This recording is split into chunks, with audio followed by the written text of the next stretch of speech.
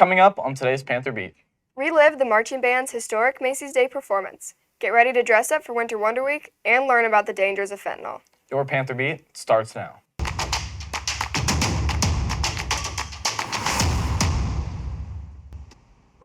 Hey O'Fallon, I'm Mason. And I'm Ella, and this is your Panther Beat for Friday, December 8th.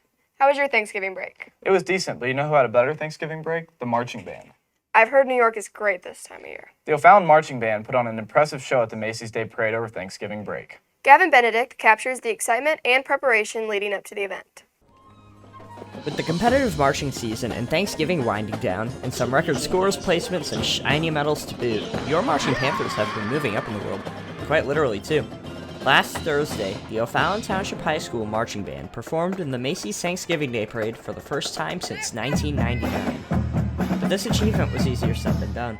These performances take time to make, and many talented people do their part. Assistant band director and percussion caption head Matthew Murphy takes us into the process of creating this wall feature show to be done on the Star.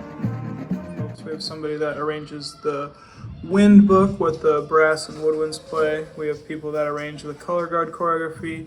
We also have people that arrange the percussion writing, and all of those people communicate and come together. And then if there's edits my colleagues and myself need to make, then we're free to make them. As you can see, earning a spot in the parade was no small feat.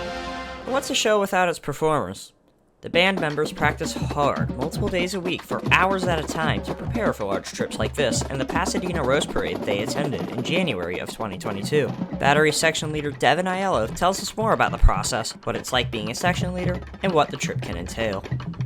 Being a section leader, you are basically responsible for everyone in your section, and you have to make sure that everyone's on task and having good rehearsal etiquette and making sure everyone's doing what they're supposed to be.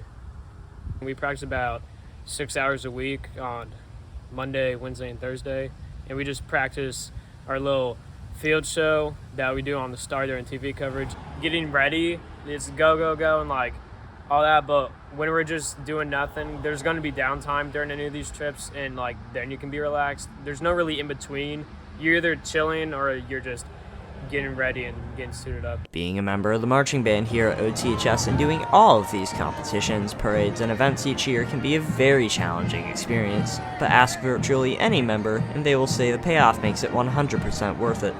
Once again, congratulations to the Marching Panthers with their performance in the Macy's Thanksgiving Day Parade. Reporting for Panther Beat, this is Gavin Benedict. It's time to get in the holiday spirit, O'Fallon, and celebrate Winter Wonder Week. Winter Wonder Week begins next Monday. Student Council has planned a fun week of dress-up days. Hey OTHS, Winter Wonder Week starts the week of December 11th. Let's see what our dress-up days are. On Monday, dress comfy by wearing your winter pajamas. Make sure to shine on Tuesday for Tinsel Day. You can wear silver, gold, or sparkles. On Wednesday, dress up as the iconic Heat Miser or Snow Miser. So wear red in summer gear or blue in winter gear. On Thursday, make sure to wear your flannels and your fuzzy socks. On Friday, wear your favorite cozy winter sweater or your favorite ugly sweater. Be sure to dress up all next week. Also be sure to send that special someone a holiday gram. Holiday grams go on sale next week. Smiley students can purchase grams before and after school by the main entrance. Millward students should look for them in the cafeteria during lunch. In the spirit of holidays and looking forward to the new year, it is important to stay safe. The holidays are a very chaotic season and can bring a lot of stress and anxiety. Some teens may turn towards substance abuse. But be cautious because fentanyl is a secret killer.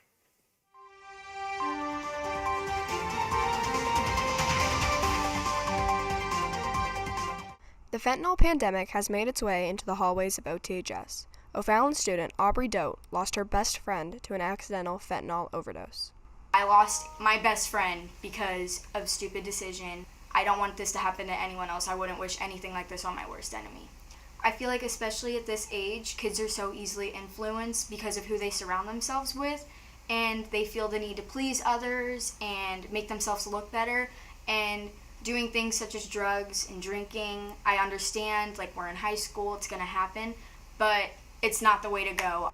How would a normal high school cheerleader accidentally ingest a deadly drug? Sergeant Zachary Hurd with the Illinois State Police explains. Not every drug dealer knows what product he's getting. You're relying word of mouth and hoping that the product you have is what they say it is. They will be resembling oxycodone pills, like a blue labeled M30 pill. Very hard to distinguish from a real oxycodone versus one that's laced with fentanyl. Sergeant Hurd understands why students may choose to self-medicate, but says there are dangerous unintended consequences. Life is not easy for anybody, and the desire to self-medicate will be there to escape the realities of life, to escape some of the atrocities, to escape some of the hard feelings. I know it'd be naive to say don't do it. The just say no approach, people are going to have the desire to consume. The potential risk versus reward to take away your momentary feelings might result in your death immediately. A DEA public affairs specialist explains how the cartels are infiltrating the prescription drug market. There are no legitimate pharmaceutical pills online because it's illegal to sell them online. We break our seizure records every year for the last 3 years. The drug business is a $500 billion business, and this is one way that they can make more money than any way because it is so potent that they don't have to have very much. The majority of pills that the DEA is confiscating in our region are deadly. I would like to note that what we're finding for the first time is that 7 out of 10 pills that we're seizing contains a lethal dose. O'Fallon's local hospital is seeing a steady stream of accidental fentanyl overdoses. Opiates like fentanyl bind to opiate receptors in your brain, which is great for treating pain. However, there's some adverse effects as well. Higher doses, the opiate receptors actually limit your respiration, so your breathing goes down, you become less responsive, and that can ultimately result in death, which it often does. Instead of turning towards drug abuse, OTHS social worker Megan Buck explains healthy coping mechanisms. We're coming off a COVID-19 pandemic. Between the pandemic and the mental health pandemic have been a real reason for the increase in fentanyl overdoses. I think students that are starting to find themselves in that situation where they are relying on unhealthy solutions to deal with stress is they definitely need to talk to somebody at school. Anything you share with a social worker is private and confidential, so we can get resources, even come to that point where they need to talk to a parent to get them the resources for possibly some rehabilitation to help them get off that unhealthy coping skill of using any kind of drugs, real or fake, to help with stress. If your family member or friend accidentally ingests fentanyl, experts advise Narcan on hand. The availability of them to have Narcan is pretty important. So it would behoove anybody who's a family or friend of someone that habitually uses these substances to have Narcan in their body, because it does save lives, quite a few. The CDC says fentanyl overdoses have tripled in teens in the last 2 years. Don't become a part of the statistic. Reporting for Panther Beat, this is Ella Peterson and videographer Mason Cornell. Wow, that was scary. I had no idea how serious it was. Please reach out to our social workers. There are people out there who love you. Now let's pass it over to the sports desk. Hey O'Fallon, I'm Ian with your Panther Sports. Our boys basketball team took down conference rival Edwardsville 64-46. Senior guard Rini Harris posted a 21-point double-double. Panther Beat's Jordan Suggs caught up with him after the game. Today we are here with Rini Harris. And Rini, what do you have to say about your performance tonight? That was one of my better games. I feel like I should play like that every game. And if I play like that every game, we won't lose. How do you feel about those 2 dunks that you got? I know it's momentum changing. That second one, that was really the one I was looking for. The first one, I mean, I really just got up. I didn't think I could do that. But at the end of the day, I got bunnies. That's it. That's it. You think it's the shoes, the Go shoes? It got to be the shoes. It got to be the shoes, right? And that's the interview that we have today with Rini Harris, signing out with your Panther Beat. Rini and our Panthers are back in action tonight as they take on the Alton Redbirds. In hockey news, it was a dominant night for O'Fallon. We took down Columbia 7-0. Junior forward Mason Wright recorded 2 goals and 2 assists. Last night, the O'Fallon hockey team faced off against the Columbia Eagles. After a slow first period, the team took control of the game, led by star forward Mason Wright, putting up 2 goals and 2 assists. Mason Wright describes the change of pace between the first and second period. Team started out slow, but we picked it up in the second and third and got the big W for the boys. Defensive zone structure. Just being more sound in the D zone. Really, that's it.